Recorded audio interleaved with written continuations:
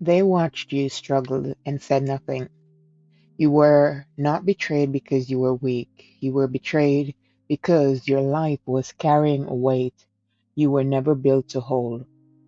And if that hurt, and if that pain still sits in your chest, and if your mind still goes back to what they did, hear this. You are not behind. You are a cycle breaker. And the cycle breakers do not get simple stories. They get sacred assignments. Blessed and chosen one, I am Queen the Crown Oracle. Stay to the end of this short transmission from Spirit for you, because what you're about to hear should shift the way you read your past forever. What happened through you so far was not a curse. It was proof that your path was being separated from what could not come with you. So if you have been grieving the knife in your chest or back, if you have been replaying the moment they turned, if you have been asking why the one who you trusted most became the wound, this transmission is for you. Because the spiritual lie they program us to believe was that betrayal is always your failure, and silent means abandonment. They taught you to think that if the support disappeared, then your worth disappeared with it. They trained you to call every delay a punishment, every shut door a rejection, every lonely season a sign that you were forgotten. But that was never true. That was programming code being installed for the language of fear, the language that keeps cycle breakers bowed down to what was already meant to intercept their abundant life.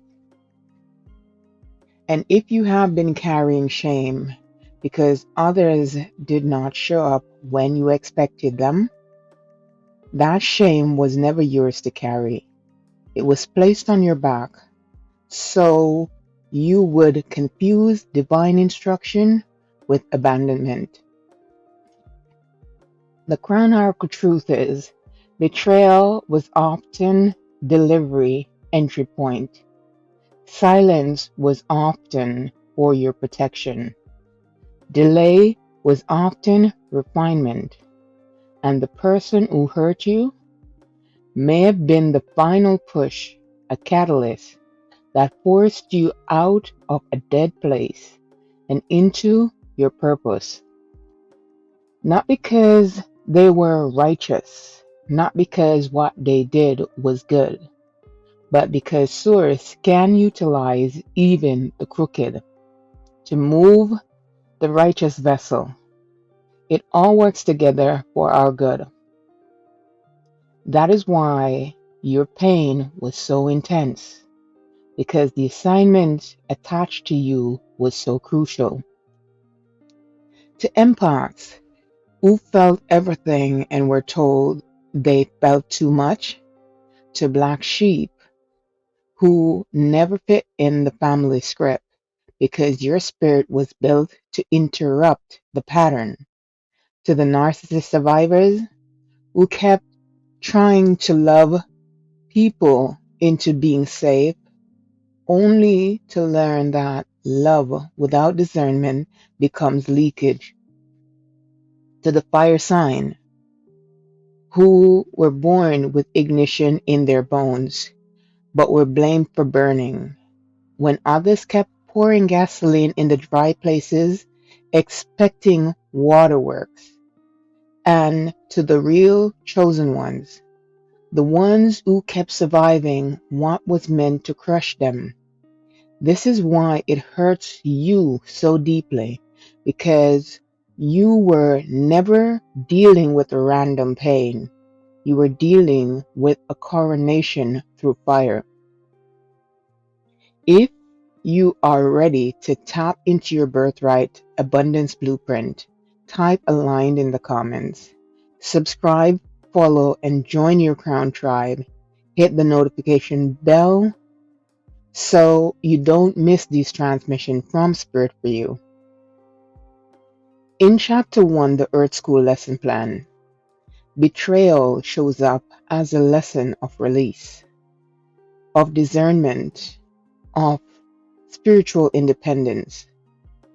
This is where the soul learns that not everyone who enters your life is assigned to stay, and not every bond is a blessing, just because it was familiar. This is where the vessel is pressured, purified, and pushed to stop outsourcing power to people who were never the source. In Chapter 1, you learn what it feels like to be abandoned by the wrong hands so you can finally be delivered into the right alignment. And yes, it can feel cruel while you are inside it, because Chapter 1 is never announced to you as training. It arrives disguised as heartbreak, confusion, betrayal, silence, and that heavy question of why nobody is helping. But the Earth School it's not trying to destroy you. It is trying to teach you how to stand without begging, how to see without panic, and how to trust without being blind.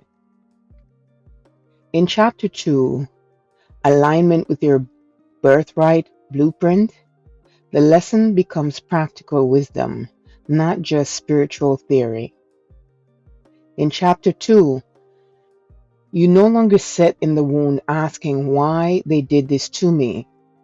You ask what it made visible, what it revealed, and what it frees you to build.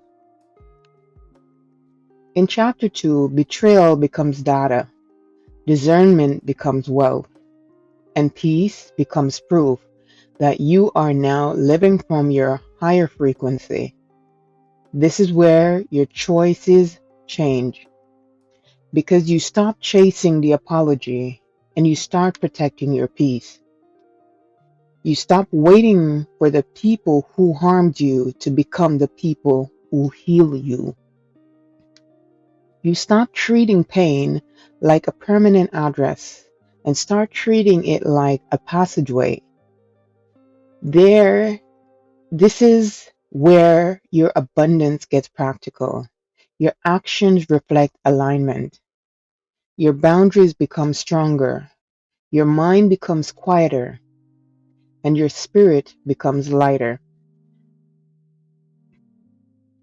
This is where the blessing lives, not in pretending the betrayal was good, but in refusing to let it keep writing your story. Many bypassers stay in grief, and grief becomes their own.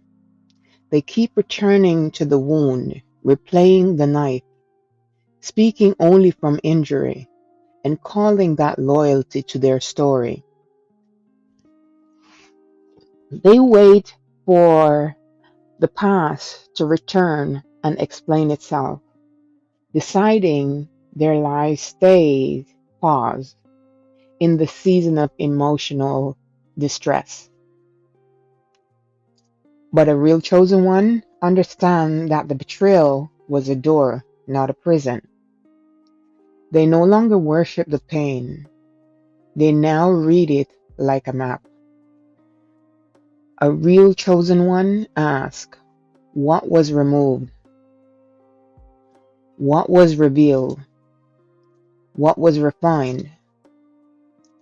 And what must now be built differently? This is the difference between many staying in Chapter 1 and a chosen one walking into Chapter 2. One path keeps you reliving the wound. The other path teaches you how to live from the wisdom it gave you. Now you choose. Stay as a bypasser who keeps auditioning in mass for people who already proved they could not hold your crown, who keeps returning to the version of you that expected saving, or live as a chosen one who owns their crown with intention. You see betrayal as an ending. You recognize it as the moment your old dependence was stripped away so your authority could rise. You choose the version of you that learned how to stand, how to discern, how to build, how to receive, and how to reign. This is why your story has felt harder than most people can understand, because you are not just healing yourself, you are healing what was never healed before you. You're not just recovering from betrayal, you're ending contracts your bloodline normalized. You are not here by accident, and your suffering was never meaningless. You're here at the bequest of your ancestors' prayers, carrying a role that was spoken over your line long before your arrival. You are the one who breaks what others had to survive. You're the one who names the pattern, ends the cycles, and refuses to pass the pain forward. No one did this before you, which is exactly why it has felt so lonely, so heavy, and so sacred. But you were chosen for this, and the weight on you is also the proof of the importance of this assignment. Your presence here was requested. Your kingdom awaits. Let's reign together, Crown Tribe. Namaste.